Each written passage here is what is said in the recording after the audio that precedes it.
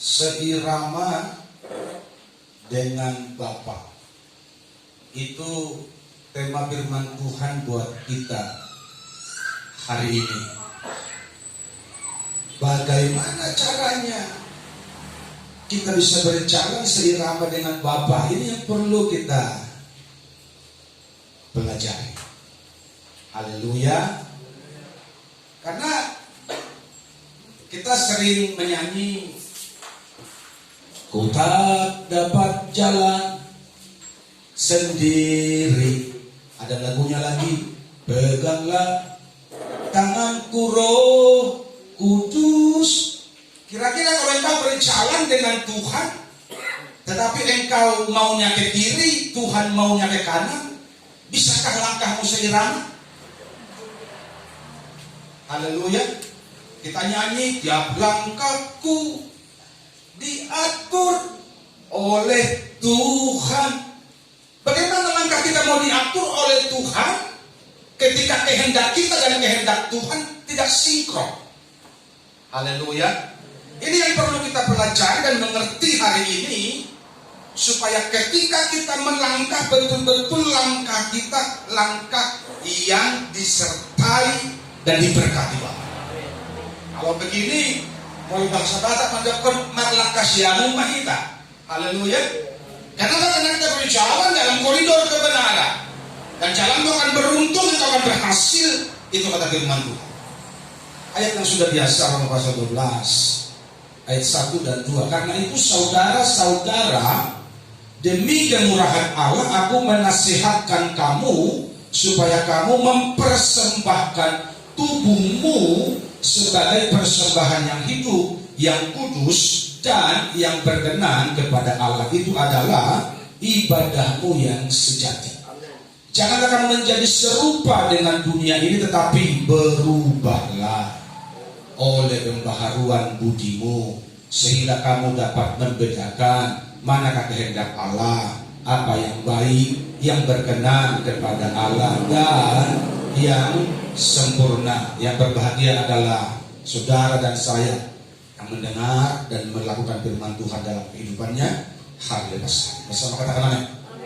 Ini yang perlu kita kerjakan supaya langkah kita, perjalanan kita bisa seirama dengan Bapa. Poin yang pertama yang perlu kita perbuat, beri hidupmu. Karena itu saudara-saudara, demi kemurahan Allah aku menasihatkan kamu supaya kamu mempersembahkan tubuhmu sebagai persembahan yang hidup. Yang pertama, yang kudus. Yang kedua, yang ketiga, yang berkenan kepada Allah. Itu adalah ibadahmu yang sejati. Selagi engkau merasa pemilik atas dirimu, maka tidak akan mungkin hidupmu bisa dipersembahkan. Yang mengerti katakan amin. Haleluya. Persembahan itu artinya dipelehon kalau bahasa Batak. Setelah dipelehon, maka persembahan itu menjadi milik orang yang kepadanya kita persembahkan. Dan kita tidak lagi punya hak, tidak lagi punya bagian atas persembahan tersebut, karena persembahan itu telah menjadi pindah kepemilikan dari milik kita menjadi milik yang menerima persembahan tersebut. Itu secara sederhana. Sekarang firman Tuhan bilang, persembahkanlah tubuhmu, hidupmu, artinya mulai dari rambut sampai ke ujung kaki. Persembahkanlah itu kepada Tuhan, menjadi apa? Menjadi persembahan yang hidup. Kalau engkau sudah persembahkan hidupmu kepada Tuhan, maka dengar baik-baik, sadari baik-baik hari ini, sesungguhnya hidupmu, dirimu bukan milikmu lagi. Berat bilang aminnya kan? Haleluya. Sadar apa tidak? Mengapa Kristen kita banter? Karena pengertian ini tidak dalam di hidup kita. Haleluya. Sehingga kita selalu memberi yang sisa kepada Tuhan. Di sini memang gak ada begitu, kalian ngaku ya. Haleluya. Kita beri itu yang sisa. Padahal Tuhan maunya yang terbaik, tanpa cacat, tanpa celah. Itulah korban persembahan sesuai standar surga. Jadi saya ulangi para saudara, mengertilah hari ini. Makanya kenapa anak Tuhan, kenapa orang Kristen gak boleh sembarangan, gak boleh hidup sembarangan, gak boleh bergaul sembarangan, gak boleh ngomong sembarangan, kelakuan sembarangan. Karena hidupmu bukan milikmu lagi, tapi hidupmu milik Tuhan. Makanya boleh hidup teratur, tertib, punya aturan yang jelas. Kenapa? Karena hidup kita adalah kita persembahkan bagi hormat dan mulia Allah. Itu baru Kristen Kristen yang betul. Kalau di luar itu masih KTP. Yang setuju katakan amin. Haleluya. Saudara sudah menjadi Kristen yang benar hari ini atau masih KTP ya? Ingat, selagi engkau masih merasa pemilik atas dirimu, maka hidupmu tidak mungkin bisa dipersembahkan. Seperti apa itu Pak Pendeta yang merasa pemilik atas dirinya? Engkau yang malas kebaktian, engkau merasa pemilik atas dirimu. Karena kalau dirimu milik Tuhan, tiap jam, tiap waktu, maunya engkau duduk diam di hadirat Tuhan. Betul apa salah? Orang milik Tuhan kok. Haleluya. Yang namanya milik Tuhan kan harus kita siang malam di hadirat Tuhan. Haleluya. Siang malam di rumah Tuhan maunya. Tapi karena kita masih kerja tapi jam-jam kebaktian itu kan harus diprioritaskan. Amin. Jangan jam kerja kau sibuk di luar. Itu artinya kau pemilik atas dirimu sendiri. Dan kalau kau berkata engkau pemilik atas dirimu sendiri, walaupun engkau nyanyi 1000 kali, aku mengasihi engkau Yesus, Tuhan tidak butuh lagumu, Tuhan butuh bukti dari perkataanmu. Haleluya. Ini yang perlu disadari oleh gereja hari ini supaya iman kita bertumbuh dan maju. Kalau kita berkata, Bapakku persembahkan tubuhku menjadi persembahan yang hidup, engkau harus rela.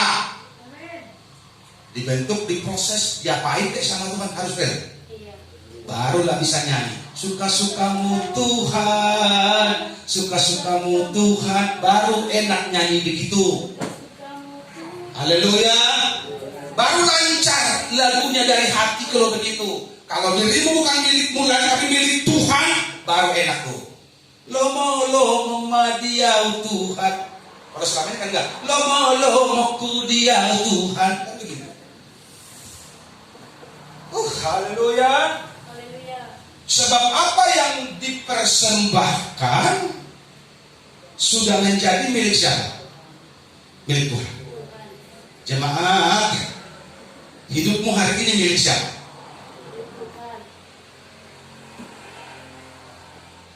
Ini suaranya dari hati atau dari hati?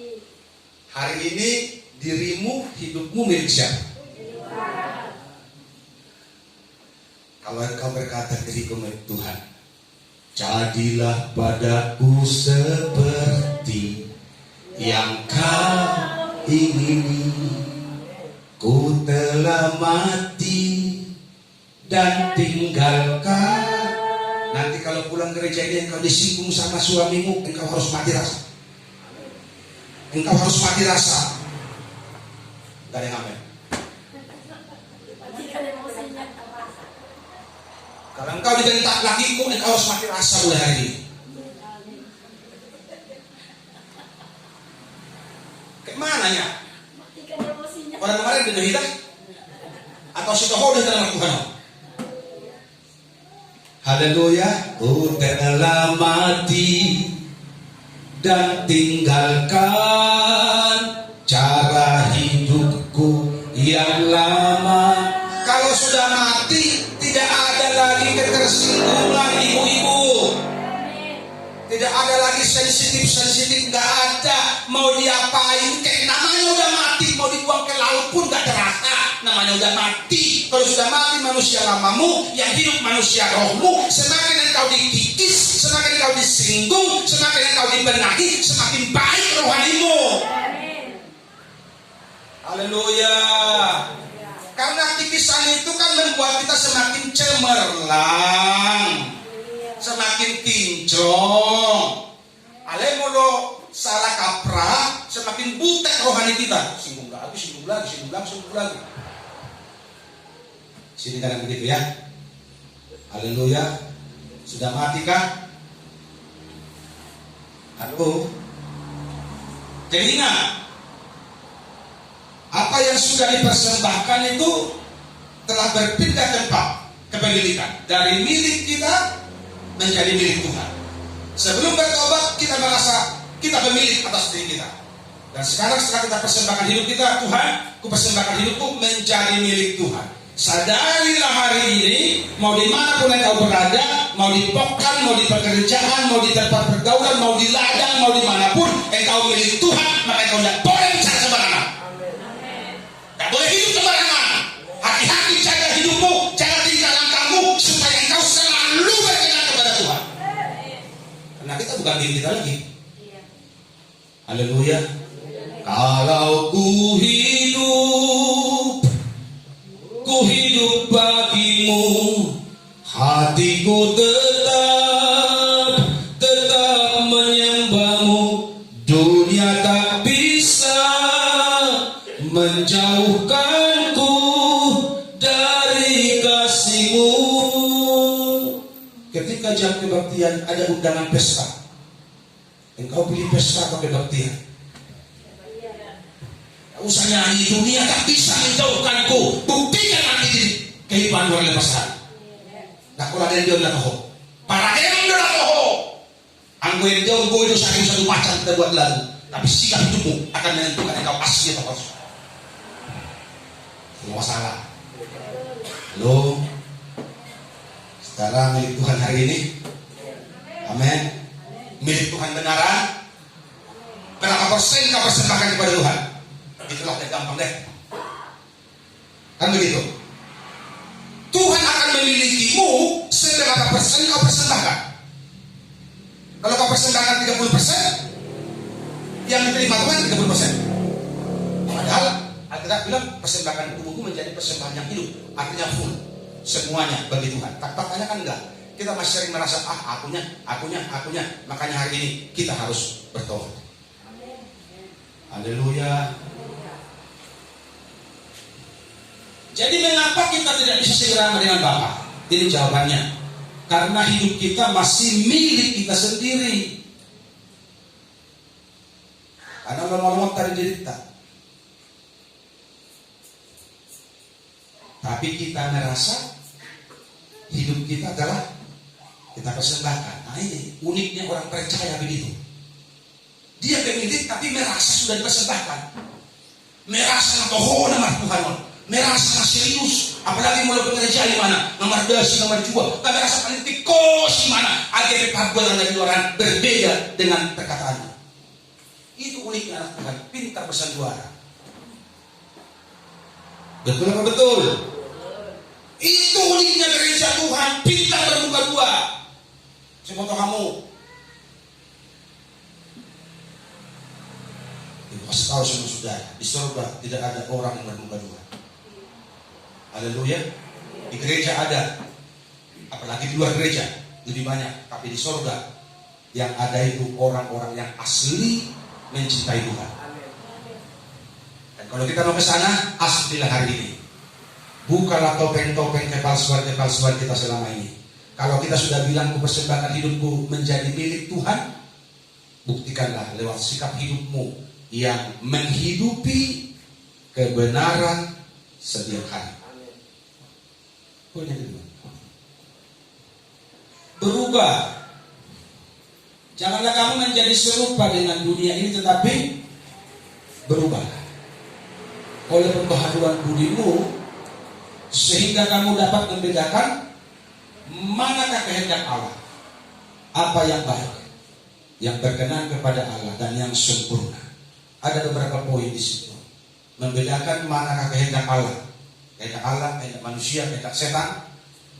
Terus apa yang baik, Karena orang yang tidak takut Tuhan, sejujurnya dia tidak bisa membedakan mana yang baik, mana yang buruk. Karena menurut dia baiknya semua. Nipu orang itu baik buat dia, yang penting beruntung.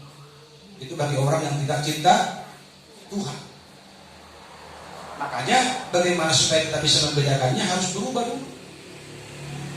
Apa yang berkenan kepada Allah, apa yang disukai Tuhan, apa seleranya Bapa. Itu hanya orang-orang yang hidupnya berubah, yang ngerti apa itu selera Tuhan. Haleluya. Kalau kita tidak dekat, tidak berubah, kita tidak tahu apa selera Tuhan ini, apa kemauan Tuhan, tidak tahu kita. Jika kita tidak mengalami perubahan, pembaharuan budi, mindset, pola pikir, kita tidak akan mengerti apa itu kehendak Tuhan. Jadi ada dua perubahan yang kita alami setelah kita bertobat. Yang pertama dibaharui dalam roh. Roh kita yang tadinya mati, terputus, hidup kembali, memiliki hubungan yang baik dengan Tuhan. Yang kedua, mindset kita harus dibaharui. Dibaharui dalam roh dan pikiranmu. Karena pikiran ini yang paling sulit dikendalikan oleh kita orang percaya. Di sininya takut, di sininya khawatir, di sininya curiga, di sininya negatif thinking, dan itu yang membuat kita sering mengalami keterlambatan dalam mengiring Tuhan karena di sininya yang kurang Hosea ini. Di sini tempatnya. Haleluya. Di sini tempatnya, walaupun bilang gini, hatiku percaya, tapi di sini bilang dan Hosea kurang doa Hoseaku. Gale de parkontioku, begitu dibilang di sini. Kita akan terjebak dalam rutinitas gerejawi, tapi tidak pernah mengalami pembaharuan, pertumbuhan rohani dengan baik jika kita serupa dengan dunia. Jadi kalau hidupmu serupa dengan dunia, apa yang dunia perbuat engkau perbuat.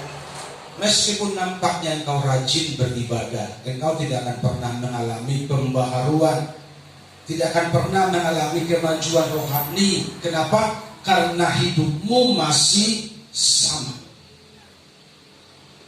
Jadi berubah itu artinya tidak sama, berbeda, lain, tidak serupa. Jadi ini yang perlu kita perhatikan hari ini. Kalau hidup kita masih serupa dengan dunia, berarti kita belum berubah. Kalau hidup kita belum lain dengan dunia, berarti kita belum berubah. Kalau hidup kita belum berbeda dengan dunia, berarti kita belum berubah. Kalau hidup kita masih sama dengan perilaku dunia, berarti kita belum berubah. Karena itu pastikan hidupmu hari ini mengalami perubahan tersebut. Bersama katakan amin. Para kaum bapak, pastikan engkau berubah. Kalau bapak-bapak di luar sana setiap malam dari jam 6 sampai jam 12 nongkrong di kode tua, engkau jangan mengikuti cara itu. Engkau nongkrong di rumah, baca kitab suci, doa tiap hari, itu baru orang berubah.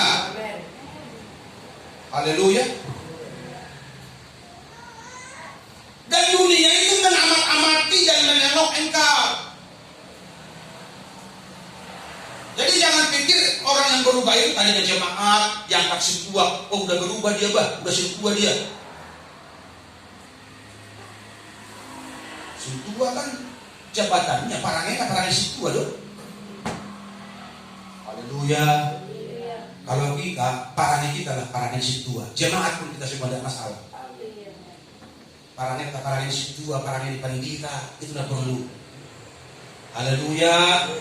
Haleluya. Aku jabatan ini aku diatur ke yang namina. Yang bisa kita aturnya itu. Haleluya. Gampangnya itu yang bisa diaturnya semua itu. Ayah mau parangeon kan? Ini asli, ini sebuah proses dan hanya orang-orang yang memberi hidupnya kepada Tuhan yang mengalami pembaharuan, bukan karena diangkat jadi panggilan Huria. Betul apa salah? Jadi kemauan kita untuk berubah itulah yang disukai oleh Tuhan. Makanya perubahan mindset ini yang perlu kita alami hari lepas hari. Bagaimana caranya Amang Pendeta supaya mindset, pola pikir kita ini berubah? Isilah dengan firman Tuhan, supaya yang tadinya otakmu ini penuh dengan pikiran duniawi, penuh dengan pikiran negatif, diisi oleh perkara yang positif, perkara dari surga. Maka pelan-pelan yang negatif ini akan terbuang.